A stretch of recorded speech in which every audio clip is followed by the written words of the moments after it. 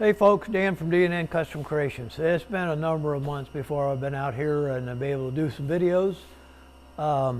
My wife's mother 4 years ago developed a glioblastoma brain tumor, and God gave her 4 great years, but it finally took its toll. I tell you what, I've got a lot of respect for hospice. Seeing them work and seeing them do their thing, I don't know how they do it. Pretty amazing. Anyway, so her mom passed away, and you know, we were just getting back in the swing of things, and my wife was coming down the stairs, took a bad step, planted her foot and broke her fibula and fractured her ankle in 5 places, dislocated a bunch of stuff. So she's now in a cast, foot up, and I'm trying to do half the things that she did just around the house, and I am way outside of my element. I'm sucking wind. But anyway, she's been 4 weeks, and another 4 weeks she can start some therapy and hopefully get back to doing what she does real well.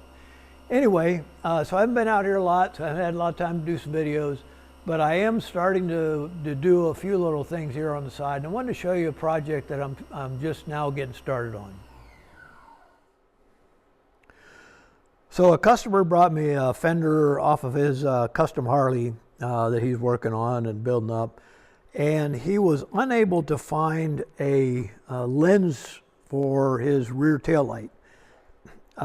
It's got LEDs behind it, a whole array of LEDs, but he couldn't find a tail light that would fit that to save his life.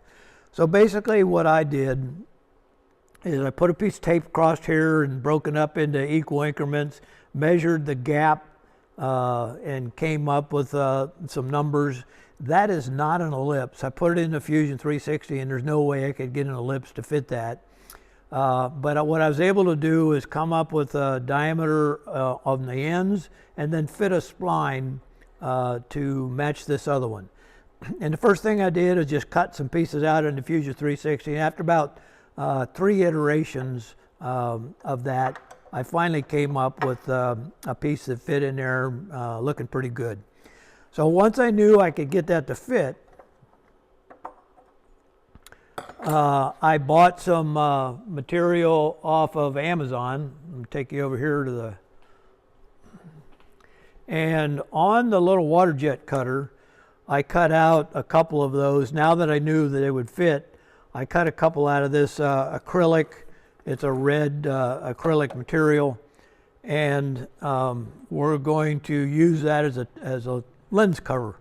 Now I cut out 2 because I want to try a couple of things. The gentleman has it's not a licensed business, but he's got a moniker that he uses called OBF, which stands for Old Bearded, and I'll let you guess the last part of that. And so what I want to try and do is modify the lens cover. Here's the one side. It's still got the paper on the other side. And cut, that's an 1/8 of an inch thick. I want to cut down about 100 thousandths those 3 letters into that and see if the light coming through, you're able to see that that OBF lettering. So that's what I'm going to do now. That's right where I'm at the project. I'm going to take you over here to the mill. And so all I've done is mounted a piece of that material just to a board, just screwed it down and found the center, because I'll use my center, or at least, reasonably close. This is not going to be real accurate, but it won't really make any difference for what we're trying to do here. And this is just a test anyway. I mean, if it turns out looking good and ready to use, man, that'd be great. But I'm kind of expecting I might have to do this a few times before I'm happy with the results. If it doesn't make a difference, when I cut away about 100 thousandths of that material and you see the difference in the amount of light that comes through, what I may do is go ahead and cut it completely out and then fill in that area with just some like a clear epoxy material. Now, so it would be a white OBF with red all around that.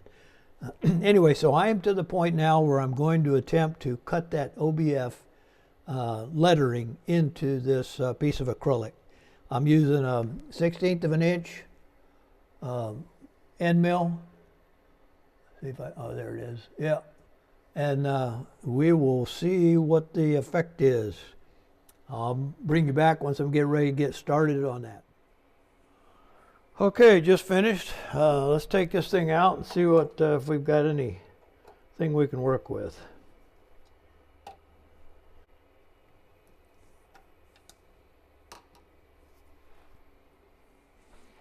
See if I can. All right, so there is what we've got, and there's about, let's see, I cut it 100 thousandths and it was 125, so we're talking about 25 thousandths of material that still remains. So let me peel that off, and we'll stick it in the fender and see if we might be able to make anything out of it. Hold on. I'll tell you, I'm actually kind of impressed with that. Let me put a little bit of a light behind it. And you can see that it obviously shows up. Now the problem I've got is, if you notice, it's in the front. So it's actually cut out in the front. And the problem is that that's going to collect dirt and debris and all kinds of crap. So what I'm going to have to do on my next one, I've got another one to try, I'll modify that code so it actually cuts reverse from the back side, and it'll be flat here on the outside. But I think it's going to.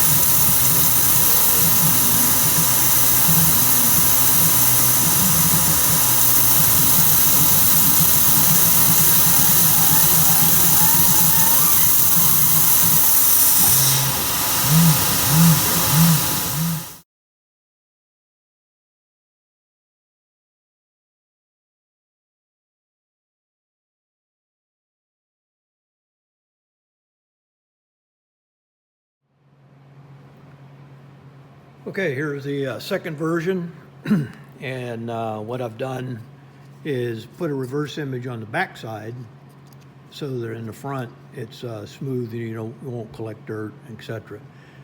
I guess I could probably fill that up with clear epoxy to make sure that even on the back side it doesn't collect some dirt and debris.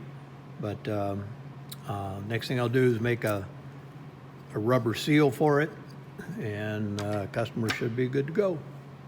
Here's what it looks like with the light behind it, although obviously not exactly what he will see, because his has a number of LEDs in an array, so I'm not sure what it'll actually look like when he puts the light behind it. We'll find out, but so far looks good. Satisfied.